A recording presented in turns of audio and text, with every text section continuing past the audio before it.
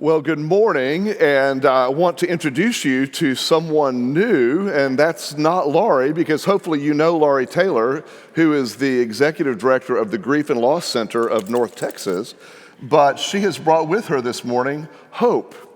And Hope is a therapy dog now working with the Grief and Loss Center, and I think this is a first for Wilshire and for me. I've never interviewed a dog before in my life, but and we may have never had one in the sanctuary like this before as well. Do you want me to hold this for you, or do you want to try? Right now, we'll see. try Okay, to hold it. We're winging this. We're going to see how this works. So, Laurie, tell us, what kind of work is Hope doing with you in the Grief and Loss Center? Hope's work is hope. That's her job. Her job is to distract for just a few minutes our clients from the pain that they bring into my office, and to get some joy and some love and some attention. Her whole job is hope. And I think the most fascinating thing about her job is she comforts so many, and she has never said one word. I think we all should take a lesson from that. I truly do. When we offer hope, we don't need words. We need to be present. Wow. So, Laurie, obviously there's a meaning behind the name. How did y'all decide to name the therapy dog Hope? I may start crying here, and it's okay because I'm good with feelings, because I direct the Grief and Loss Center. Hope is so important to me. And the dog, but hope, the real hope. I have been through a lot of journeys in my life, and I've always been able to hold on to hope, but I came to realize that there are a lot of people who don't have hope. They don't know how to grasp hope. They don't know where to find it. And that's why our center was started, is to give people hope, to know they can get through things. It was just a given. Our whole purpose of our Grief and Loss Center, and I feel like my purpose and my passion in life is offering hope. So when we were given Hope, and she was donated to our center, it was just, there was no question her name would be Hope. So before we ask this next question, just a reminder, or to bring everyone up to speed in case you don't know, the Grief and Loss Center is an everybody come kind of center, does not charge for its services, is housed here at Wilshire but is not owned by Wilshire. It's its own enterprise. Laurie and a huge team of volunteers provide individual work with those who are grieving loss in their lives, and a lot of groups as well. So there's if you look in detail on the Wilshire calendar, you'll see a suicide group, a homicide group, a kids who've lost parents group, and just this vast array of things that are offered, spouses and so forth. And we want you to know that that is available to you if you would like to access the services of the Grief and Loss Center.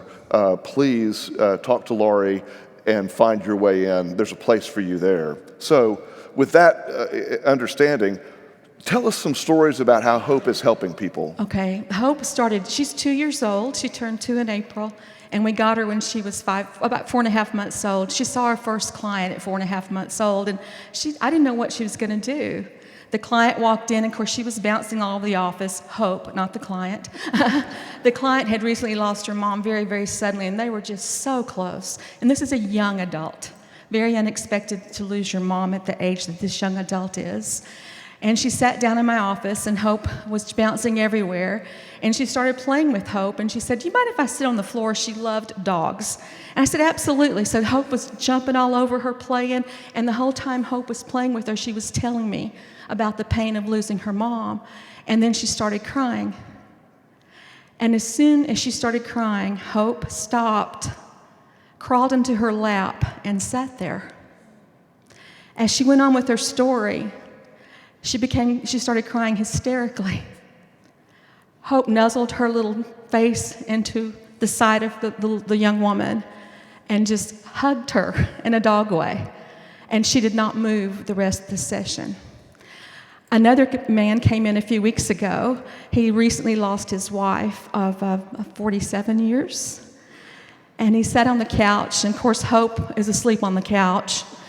And he sat down, and he didn't even realize it. The whole time he was talking with me, and I listen. I don't do the talking. I listen. That's what's needed. The whole time he was talking, he was rubbing Hope's ears and her head, and I could just see him relax more and more, and he was able to share the pain that was in his heart, and we were able to offer him hope in 2 ways.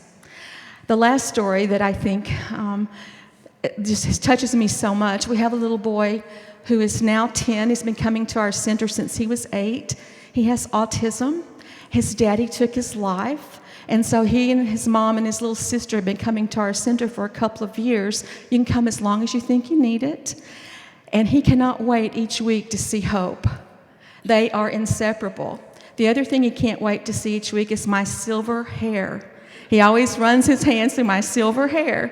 But Hope just has a way with people. And with this little boy with autism, he just runs to Hope, and Hope embraces him and lets him love on her. And when the kids come on Thursday nights for the children's groups, Hope sits by that elevator, and you know that tail starts wagging. When the kids walk in, she flops over on her back because she knows what's coming. Belly rubs. I cannot tell you how much Hope has helped our clients, just the calmness. She was in a group, the infant loss group, with me Tuesday night. I was going to take her out, and they said, "No, please, no, don't take her out, leave her in here." Everything just relaxed. It all just relaxed, just with her presence. Another lesson for us, if we can sit quietly and sit with someone in their pain and just sit with them, we can be their hope keeper. Some people just need a hope keeper, and we can all do that. So it's just a privilege. I want to thank Wilshire. We wouldn't be here. We wouldn't have a center if it weren't for Wilshire. We just wouldn't even exist. It's just unbelievable that we get the space here. We get funding. It's amazing. So Wilshire, thank you so much for allowing this ministry to exist and for us having the opportunity to have this little 2-year-old beagle who touches so many lives. Laurie, thank you for the tremendous work you do, and thank you for introducing us to Hope today. And if you'd like to know more about the Grief and Loss Center, you can look up their website at mygriefandloss.org. Thank you so much. Thank you.